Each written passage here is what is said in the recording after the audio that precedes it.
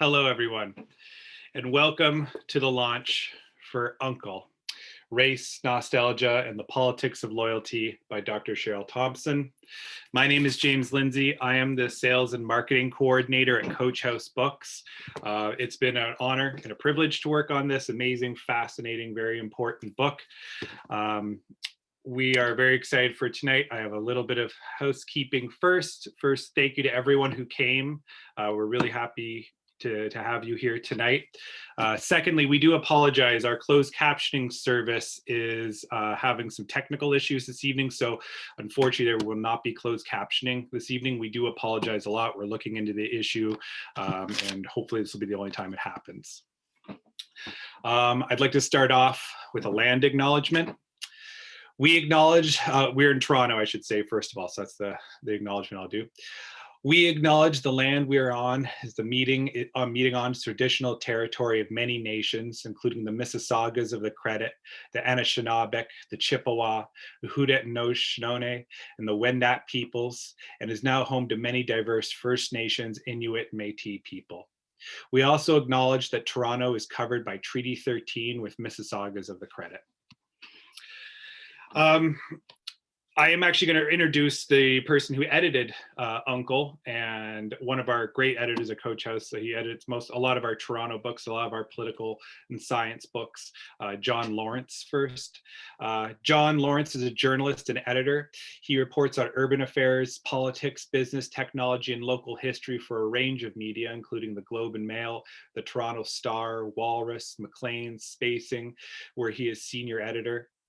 John is also author of 3 books, including The New City, and he has co-edited anthologies for Coach House, including The Ward, Subdivided, Any Other Way, The Ward Uncovered, and House Divided. John is the recipient of the 2019-2020 Atkinson Fellowship in Public Policy. He currently resides in Toronto. Ladies and gentlemen, John Lawrence. Thank you, James. So it's a pleasure to be here, and this is an amazing event, and I'm so glad to be participating in the launch of Cheryl's new book. So I just wanted to very briefly tell you how this came about. About 4 years ago, a mutual acquaintance, Professor Maureen Fitzgerald, introduced Cheryl and I, and at the time I was working with a bunch of colleagues on this book, which is a book about the archaeology of the Ward, which is one of Toronto's early immigrant neighborhoods. And we were writing about lots of the artifacts that were coming up. And one of them was a shard of a plate that had a stencil of a scene from Uncle Tom's Cabin. And Dr. Fitzgerald said that Cheryl was very conversant in 19th century Black history and visual culture, and would know material culture and would be well positioned to write about this.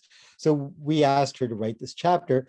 And while she was doing that, I decided to read Uncle Tom's Cabin, which I hadn't done in university, like many other things. And I kind of waded through this big, thick book.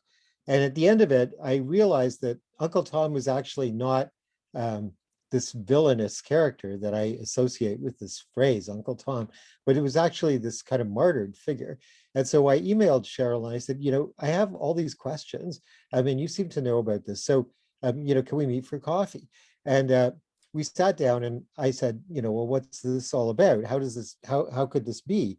And, Cheryl, spoke for about an hour and a half, and then it was very clear that Cheryl had a great story to tell. So I'm going to stop there and give it over to Cheryl and the panel, and I'm looking forward to this conversation.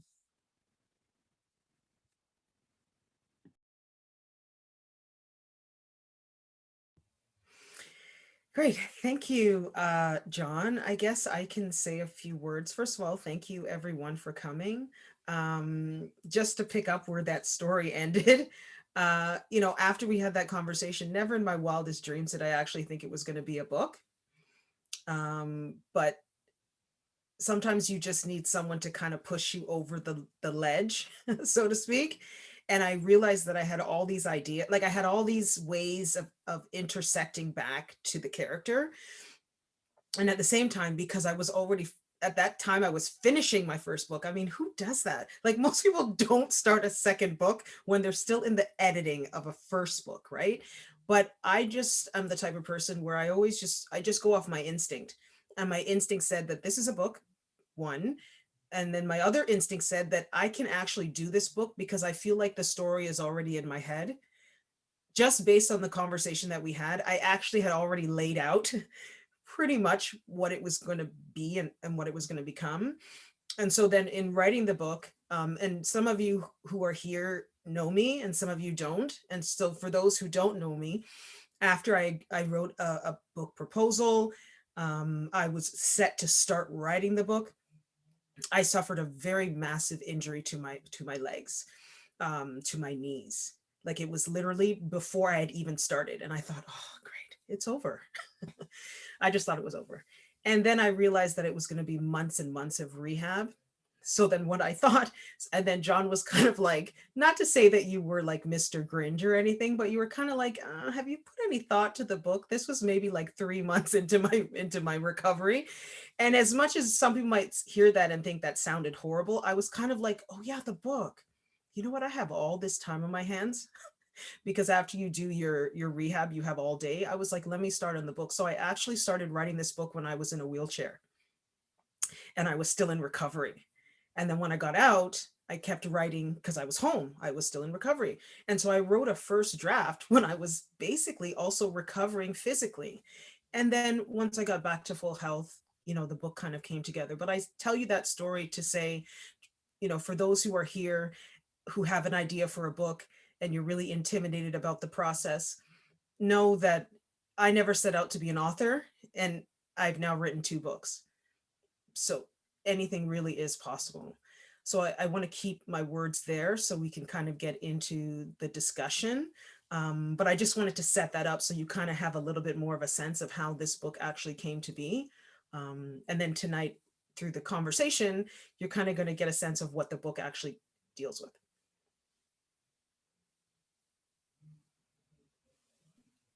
Great.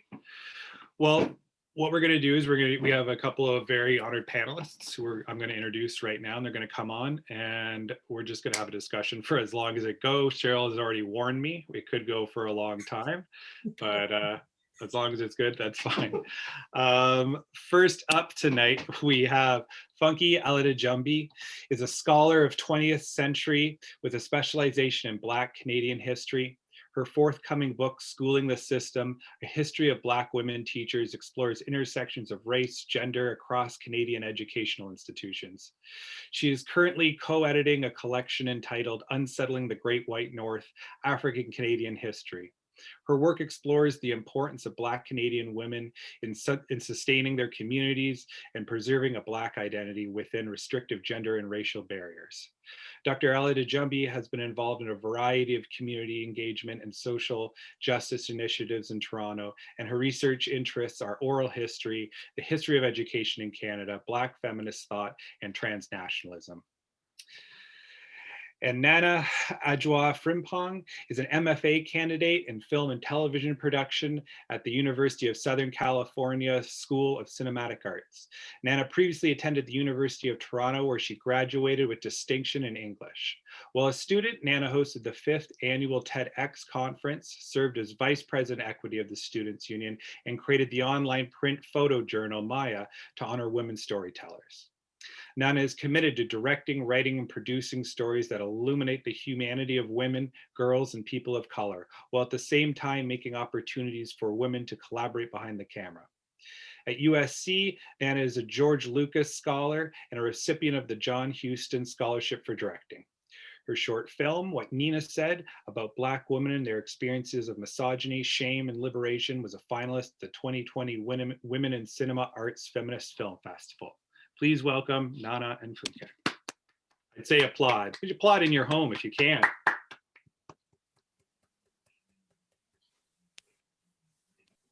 Hello. Hello. So exciting. Okay, let's just get into it because Dr. G, there's so much to say. So much. Let's do it. So, you trace the discussions of Uncle Tomism, as you say, from Stowe's novel all the way to Barack Obama, and you talk about so many iconic figures, like Muhammad Ali and O.J. Simpson asserting that he is beyond color, if at all. And so my first question for you is it ever truly possible to move beyond these reimaginations of Uncle Tomism, as you say?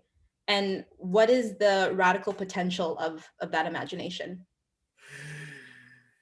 When you say we, do you mean we as in the Black community, or like the culture at large? We, because I think those are two different things. So I think, can we ever move beyond Uncle Tom? I mean, I don't think we need to. I mean, at this point, it would almost be like saying, can we move on from trains? Like, why are trains still here? Because they were invented in the 19th century, and you would think like technology, like we would just move on, like we're more advanced. I remember I worked with someone once who found streetcars really archaic. Why do we still have a streetcar? It's the 21st century. And it's like, because it's efficient. So, and Uncle Tom is too. Like, that seemed like a random comparison. But just like the train that was also invented and mass used in the 19th century, it's the same idea. Uncle Tom is a 19th century creation that is still here, much like many of the things from the 19th century that we are still clinging to, our institutions, the way we think about punishment, the way we think about communities in some ways, the way we think about education.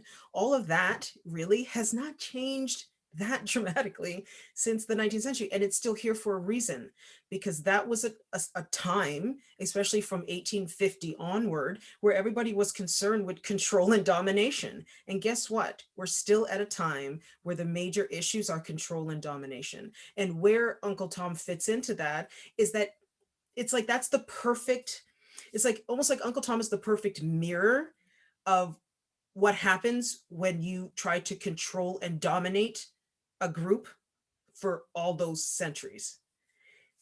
Because either you have the rebellion or the rebellious figure, or you have an Uncle Tom who's just like, yes, it sure is nice to be working.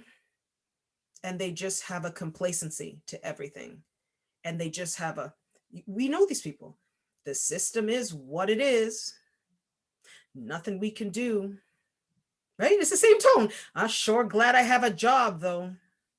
That's Uncle Tomism. You have actually internalized the control and domination of the culture at large, and your response to it is just to be so grateful you have work. And I think that's why it's still here, and that's why it's so dangerous.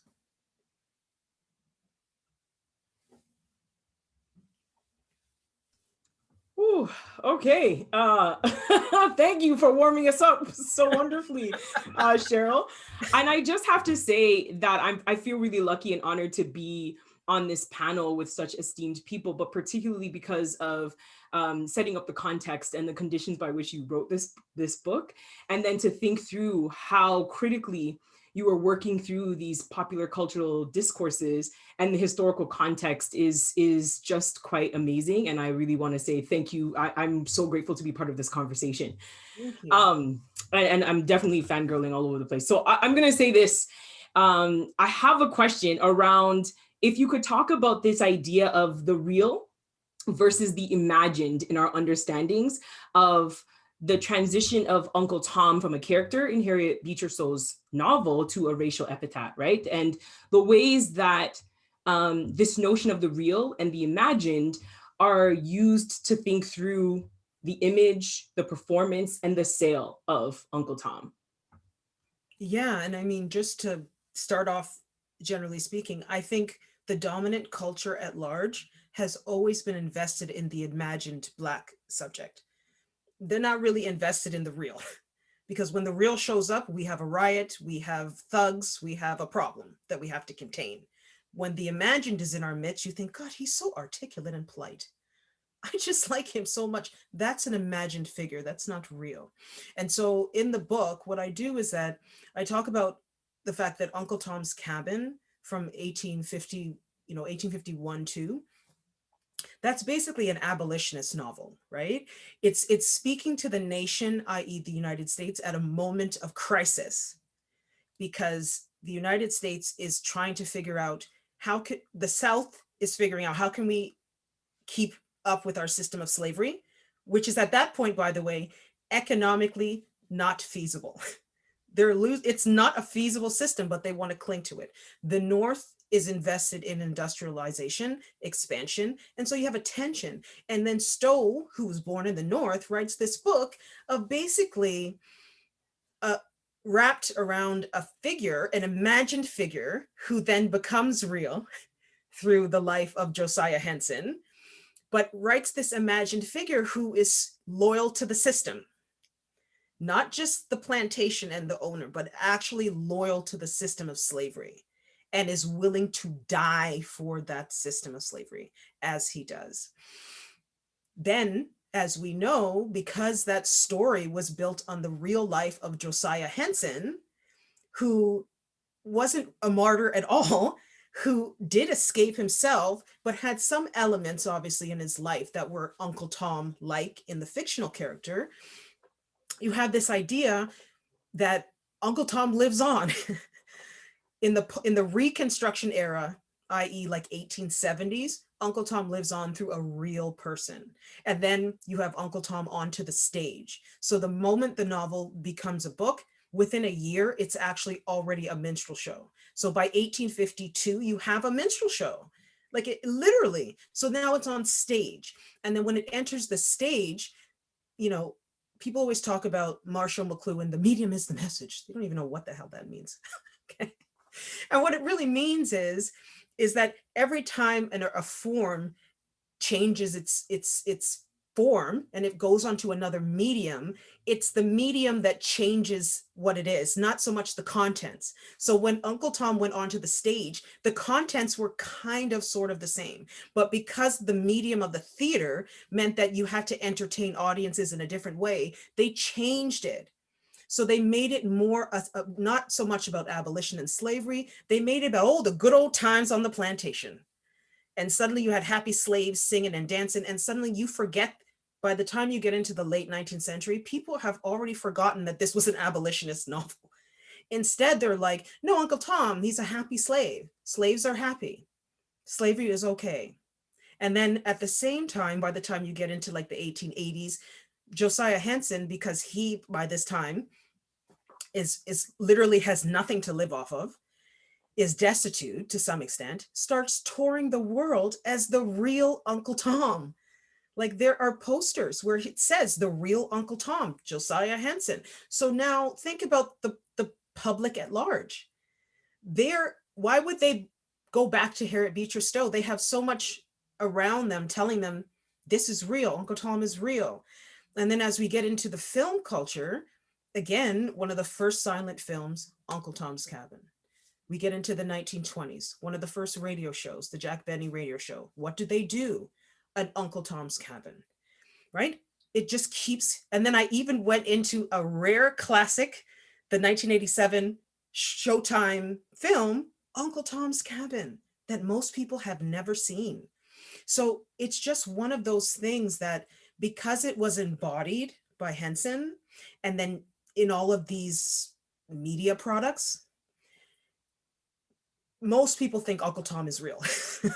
Like most people forget that it actually was a fiction. It's a fictional character because we just have so many. And then of course in the book, I talk about all the commodity spin-offs, the Uncle Ben's and the Rastas and Amos and Andy ish, right? Coming in and again with this. So in the dominant culture, they are invested in that story. I always say, and that's kind of why I wrote the book, to say, this is the Blackness that you think you know. You don't know Black people. And chances are you probably don't know Black men. Because if you don't know them intimately, you don't know them at all. If your only exposure is media culture and sports, like look at the people, all of Tiger Woods, you don't know Tiger Woods. I'm just putting it out there, you don't. You have no idea who Tiger Woods is. even though you've probably been watching him play golf your entire life. And I think that's what I was trying to get at the book, that there is an imagined and a real, and you don't get fully awoken in life until you know both, and you can make a distinction between the two of them. Yeah, what I so enjoyed about your book too, and why I love film and television specifically, is because it is so specific, right? Everything you see, you are seeing for a reason, but also that can also be very detrimental as you explore through the book. And so I'm wondering, in terms of like where to go from here, because we can remove Aunt Jemima from the syrup label and change the name of Uncle Ben's, and that restaurant, what was it with the woman, Mammy's Cupboard in Mississippi. Oh yeah, Mammy's Cupboard. Yeah, good old Mammy's Cupboard. Yep. We can take that down, but as you've said, all of these ideas are so deeply embedded into our collective psyche. So I'm wondering, what does the work look like beyond removing labels and taking down buildings? I mean, this is going to sound so basic. Like, this is going to sound like things you learn in kindergarten. Let's go back to kindergarten. When you're in kindergarten and you sit down, I mean, I was in kindergarten in Scarborough, so there were a lot of different type of people in the kindergarten. And you say, okay, the teacher's like, okay, everyone, now turn to the person beside you and say, hi, what's your name?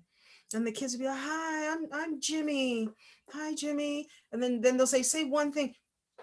You think what I'm saying sounds really silly.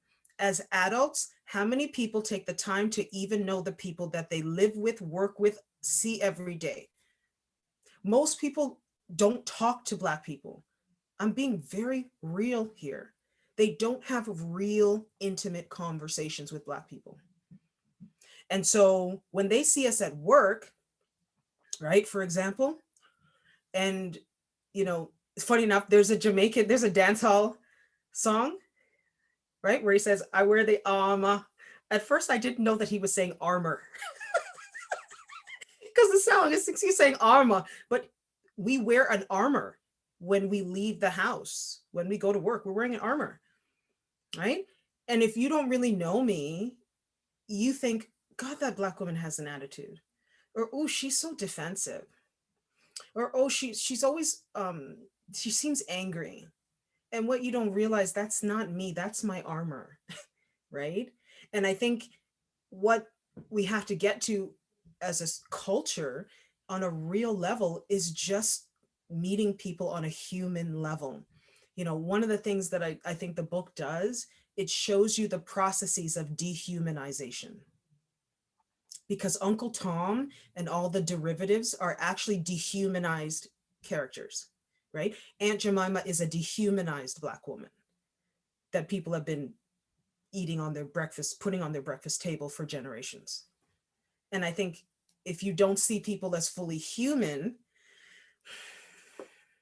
how can you ever get to a point to fully erase all of these dehumanized depictions of them, right? Like you would defend it and you would say, it's just syrup, or oh, it's just pancakes and it's just rice, everything is just. You would not see the value in it because it seems very meaningless to you in your life. So you have to get to know people. And then, the next thing is, how do you do that? Well, I don't think you do that by putting it on a poster, like it's what happened in the region of Durham during Black History Month, saying on Wednesday, can you just talk to a Black person? That's not how you do it. Okay. It's kind of like making friends.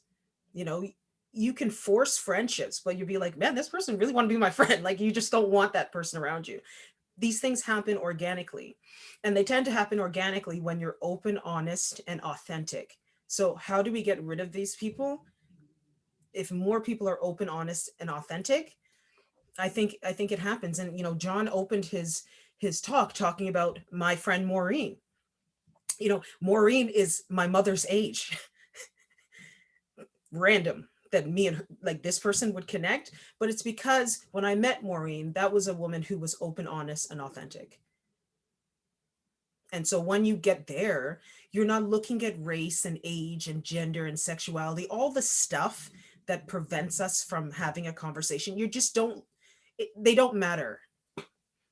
They just don't, right? And I remember someone said, it's like if you meet the Dalai Lama or some really enlightened spiritual person, they talk to everyone. And they're not like, oh, well, I didn't grow up around Black people, so I don't know. They just see you. They don't have all those excuses that people tend to make. Oh, in my community, it's just, we don't know. What are you talking about? That line that I didn't grow up around a lot of Black people, or I just don't know a lot of Black people, I actually laugh at that line. Whenever I hear it, I laugh to myself, because if somebody invited you to a 5-star restaurant that you've never been to a 5-star restaurant, when you sat down and they put the steak on the table, you're not going to be like, oh, I never ate a steak in a place like this. I don't know. You're not going to say that. So the excuses that people make, that's the defense mechanism, right? Preventing them from just seeing you and getting to know you. And I think that's how you get rid of a lot of these things, truly. It sounds so simple, but as you know, it's really challenging.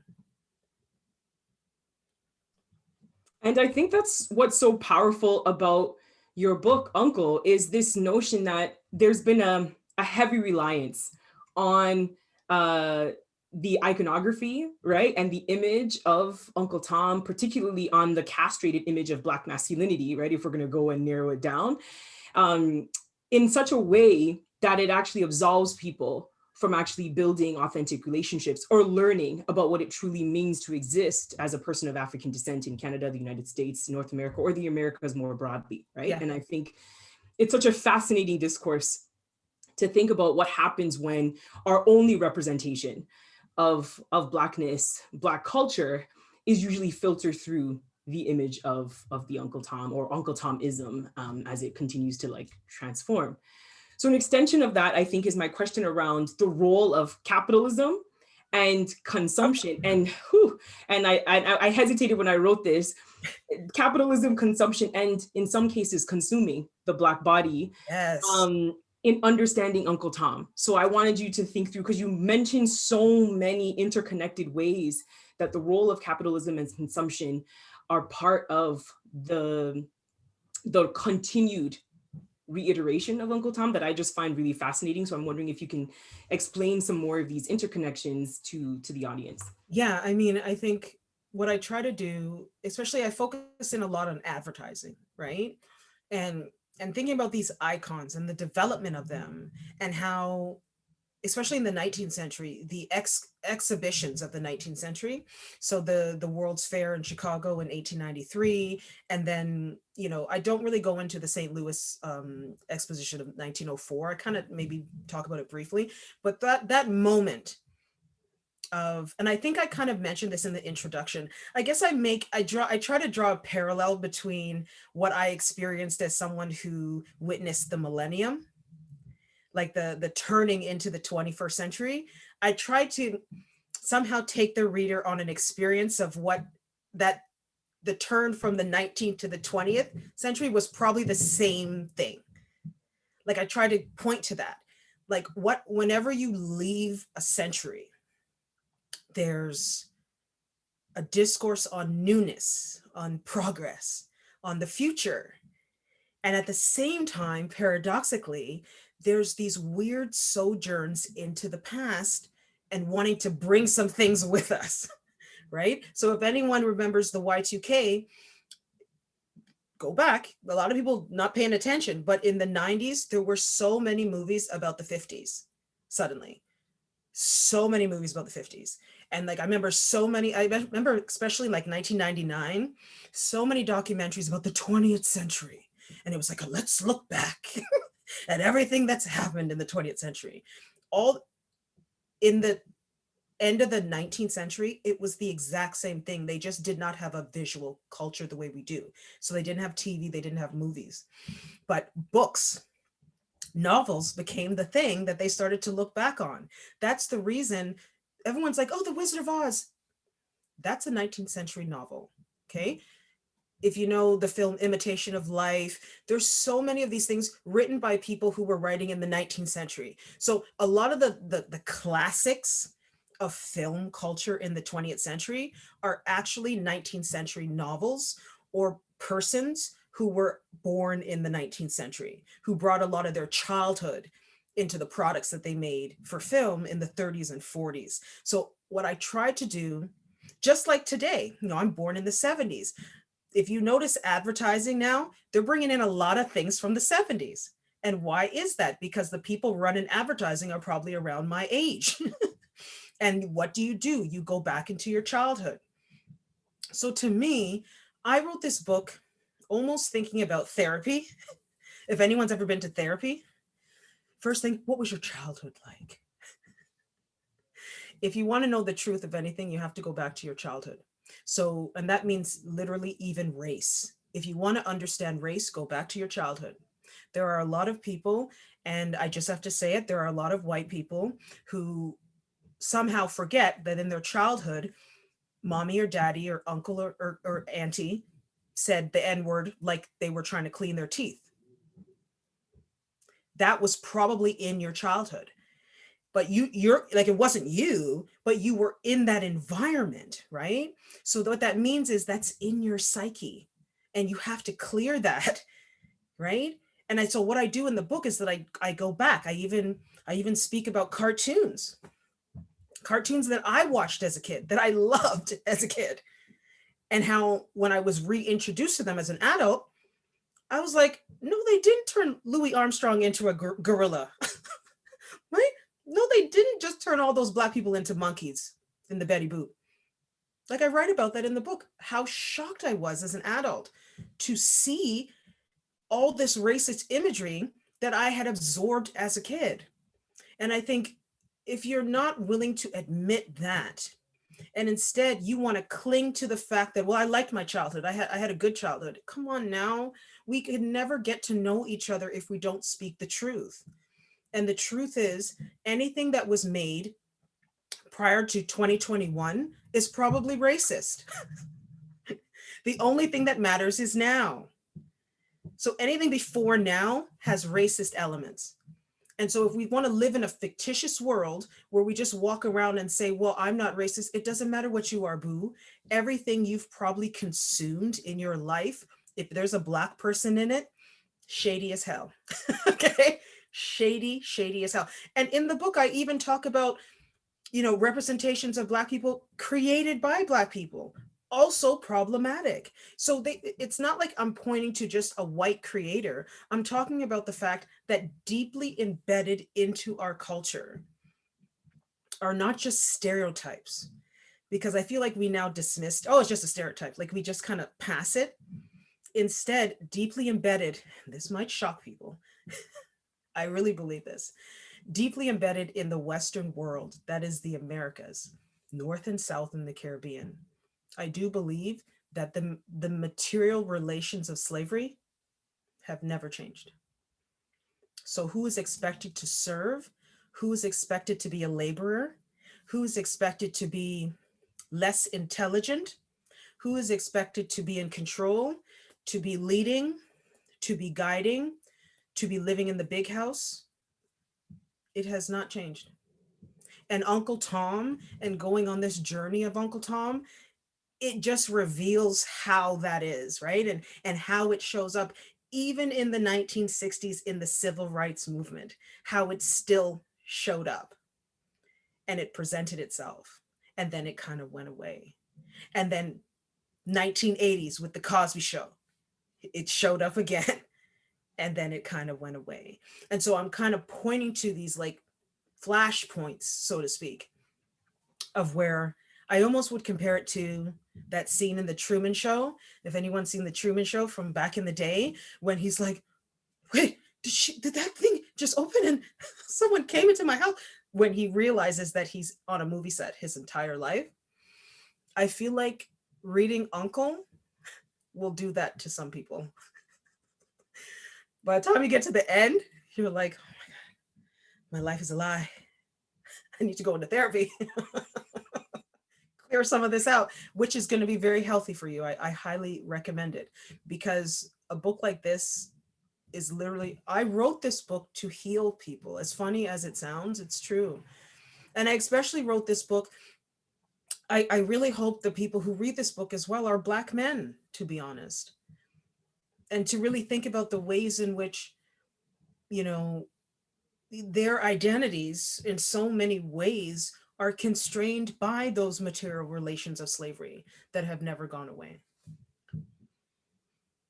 And you say it at the end of the book, right? Uncle Tom is our collective whisperer. I was like, Dr. T, yes. I tell you, when I hit that note, I was like, yes, because funny enough, that ending, that's literally the last words of the book, right? Yeah. And I was thinking, oh, is there anything, like I was thinking I needed to say more, but then I was like, you can't say anything after whisper. Like whisper is a mic drop.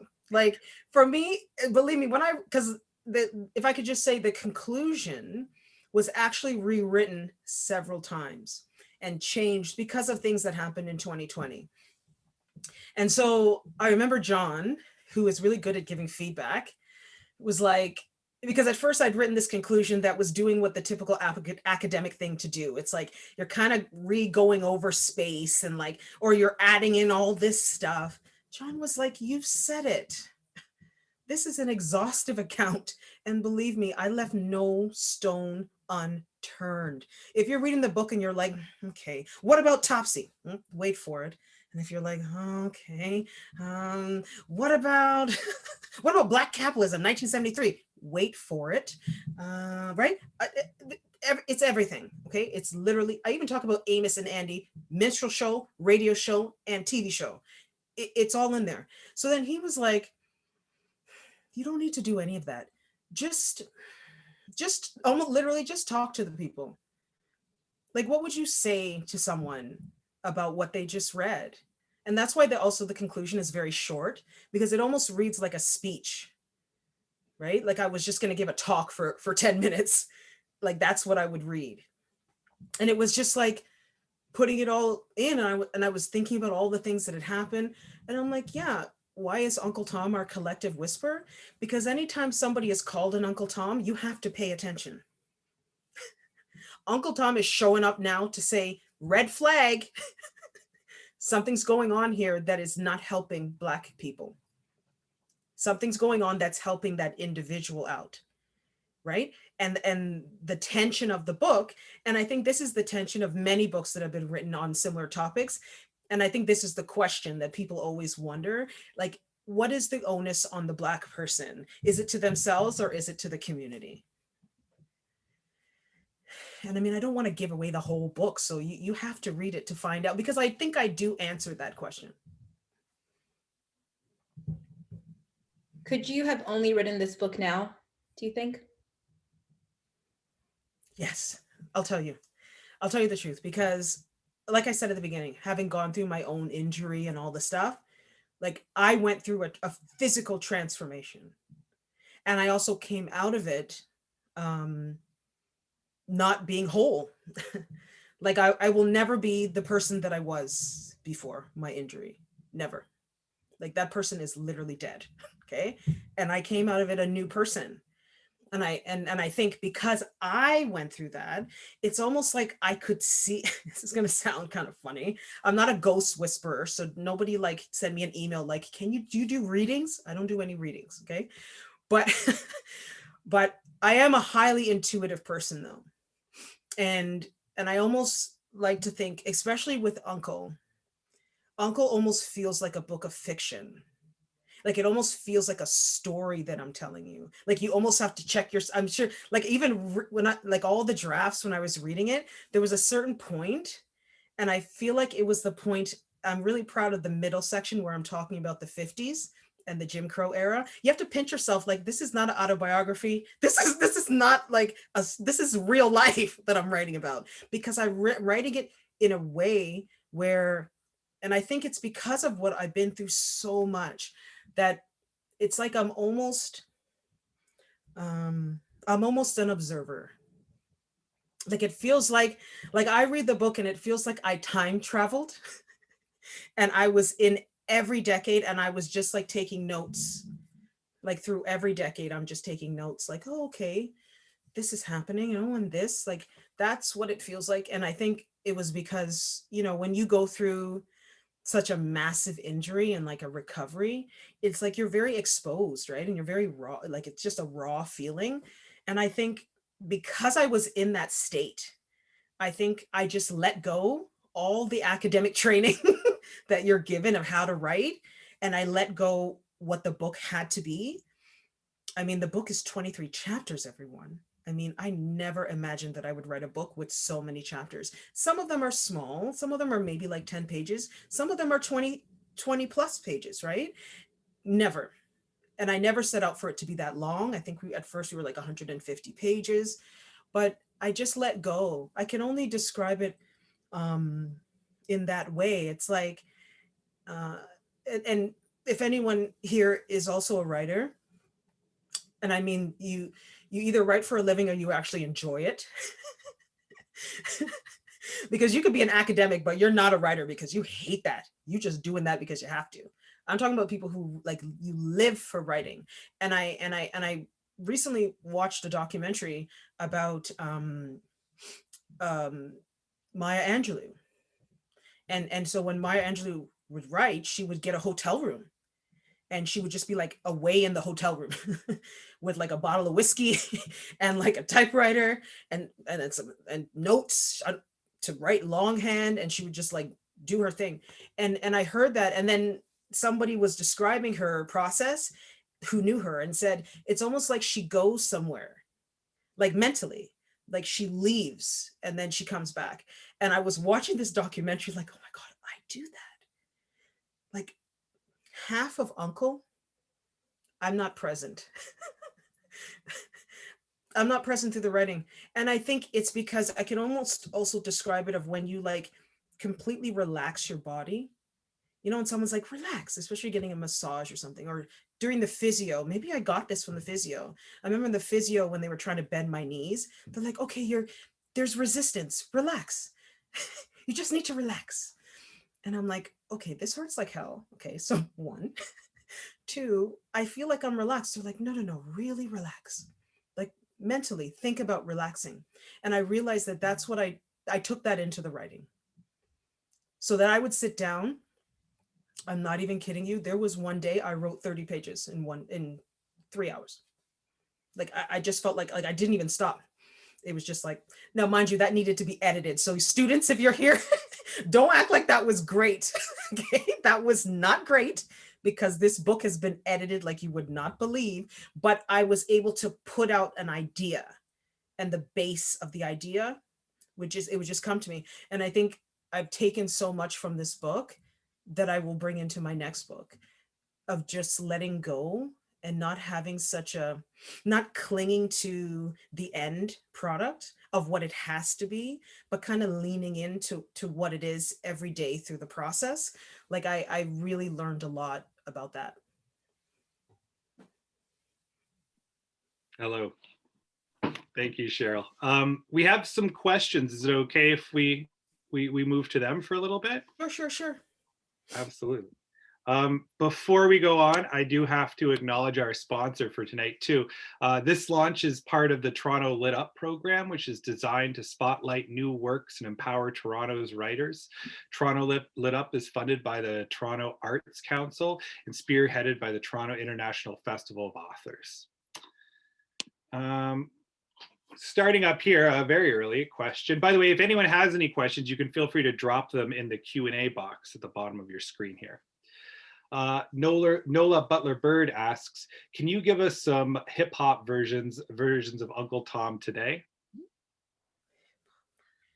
You mean like people actually like hip hop artists who are like Uncle Tom? I said it word for word, but I'm going to go for yes. First of all, you're presuming that I even listen to hip hop today. One, that's a tough one. Yeah, I mean, I don't know if I necessarily want to call somebody out like that I didn't really address in the book. But what I do say is that, yeah, one of the biggest things about this concept of Uncle Tom is that often you know who they are. You don't need me to point them out. That's the amazing thing. We all know who they are. And we all know why a person is being called that. Even white people know, to say it bluntly. I've even had white people like, isn't he an Uncle Tom? I'd be like, ooh, okay, you're crossing the line. Okay.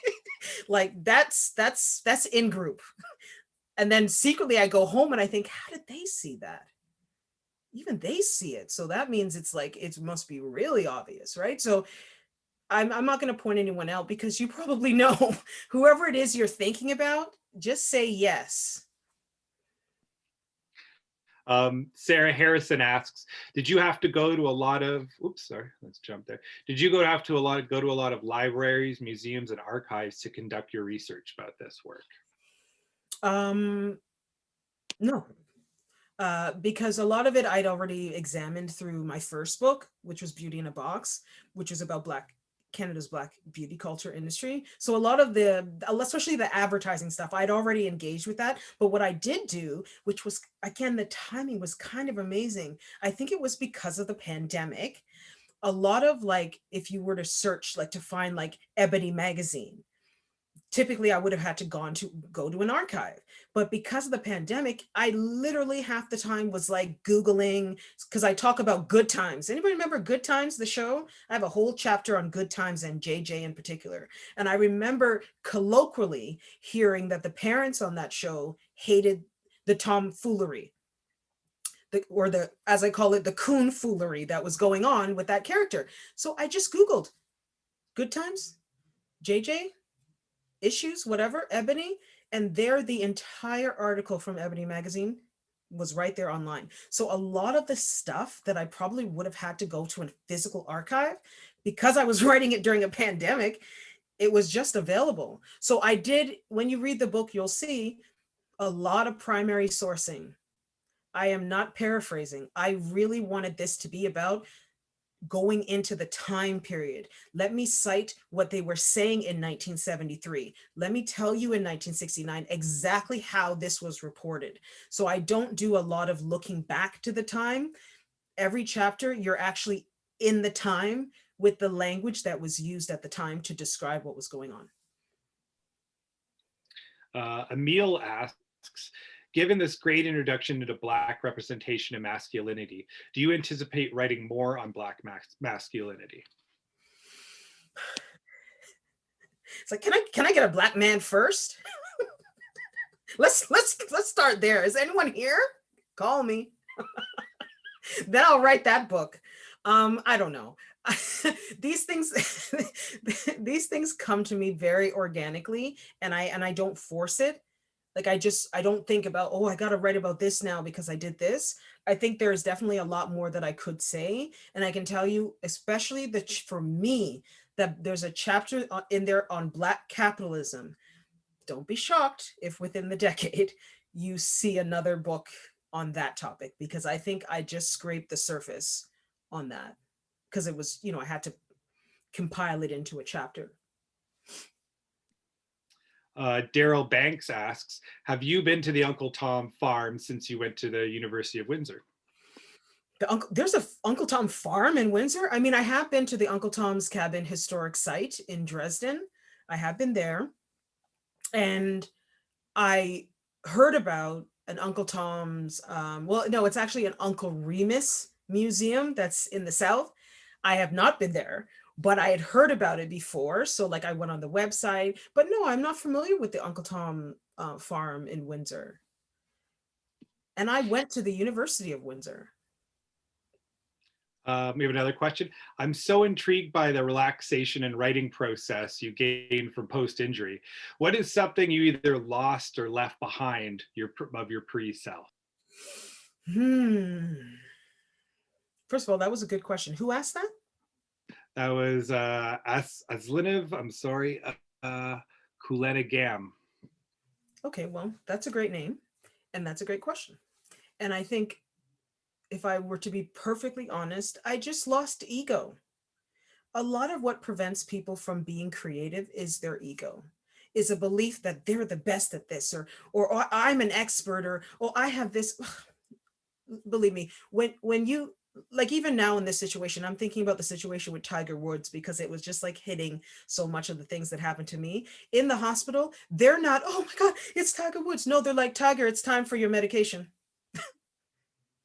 We got to change your sheets. Come on, let's transfer to this. They're not in the whole thing. So your ego is completely stripped away when you get into that situation. And I think for me as a writer, and I do actually consider myself to be a writer first, academic second, the greatest gift I could have ever been given.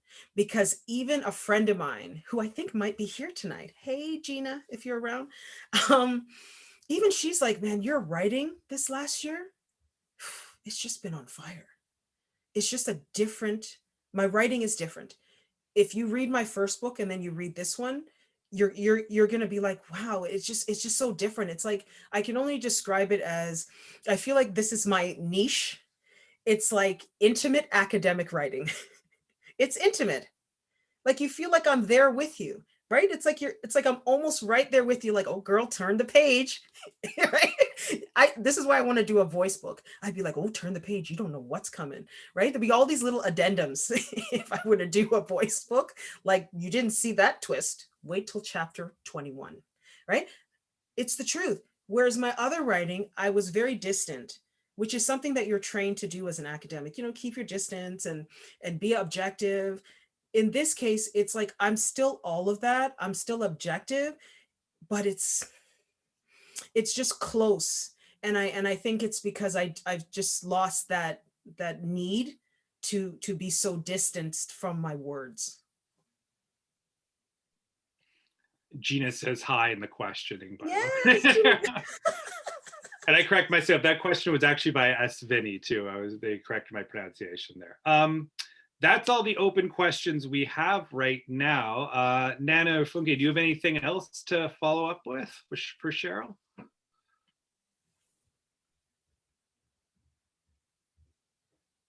So I have many, okay? Listen, I have many things, but I will not.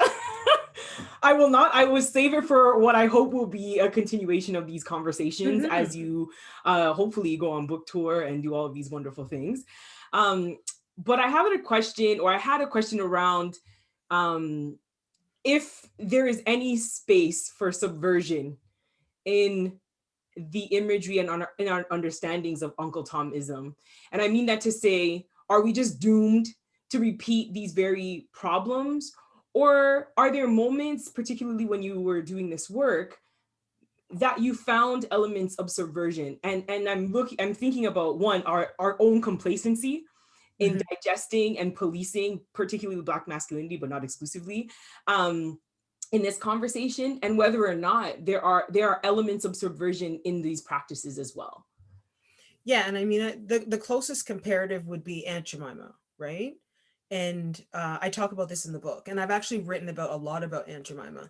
African-American artists in the 60s and 70s reclaimed Aunt Jemima and turned that commodity stereotype into like a militant. There's artworks where, especially quilts, that I can't remember the artist's name now, and I don't want to get it wrong, but that turned Aunt Jemima into like a mother, into like a matriarch. And so they reclaimed this icon. For whatever reason, Uncle Tom has kind of always been left, right? Nobody's ever tried to claim that. And I think it's a metaphor for how Black men also get left, and how Black men also must always stand on their own.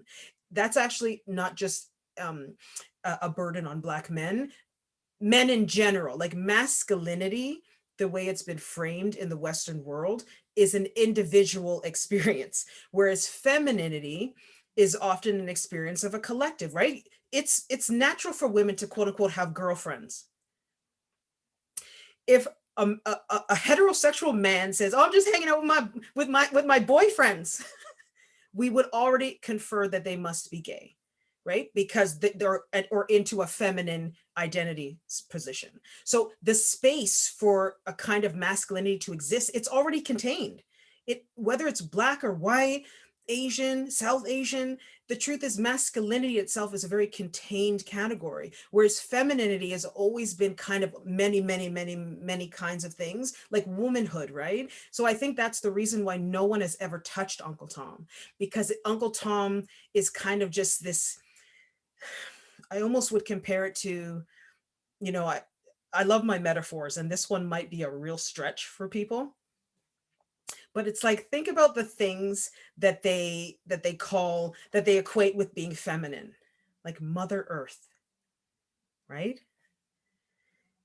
Then you have a grandfather clock. It's kind of on its own, right? Then you have Father Time. That is like, oh Lord, am I late?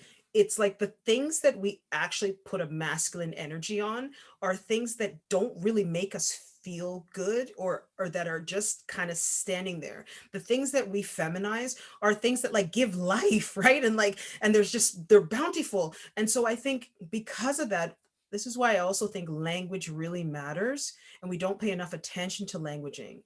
You know, oftentimes even aunties and uncles, often people, especially I know in African culture, there's like aunties, oh my aunties.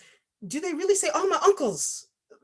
Maybe, but not, I don't know if it's the same as the aunties.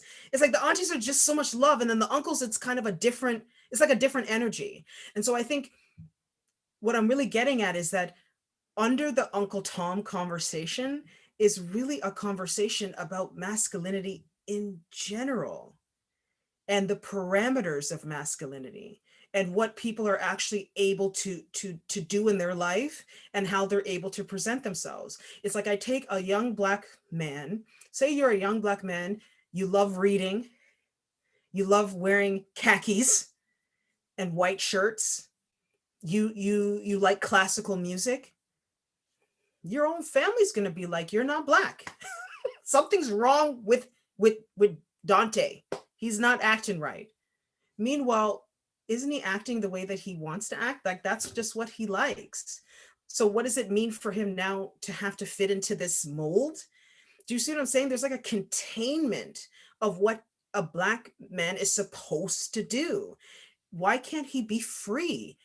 Again, we're getting back to the material relations of slavery, where it's like, even in the 21st century, there's still a containment. And I think Uncle Tom, for me, it wasn't this, I didn't write this book to give answers and solutions. I wrote this book to give a reason, because often we don't get to the why. So this book is the why. It's not the now what do we do? To me, that's the next book, or that's the book that someone should take up after reading this. They should take up the now what. I wanted to explain the why. Thank you very much, Cheryl. Thank you so much for writing this book, for publishing it, for letting us publish it, for working with us, and for being here tonight, and for everything you said.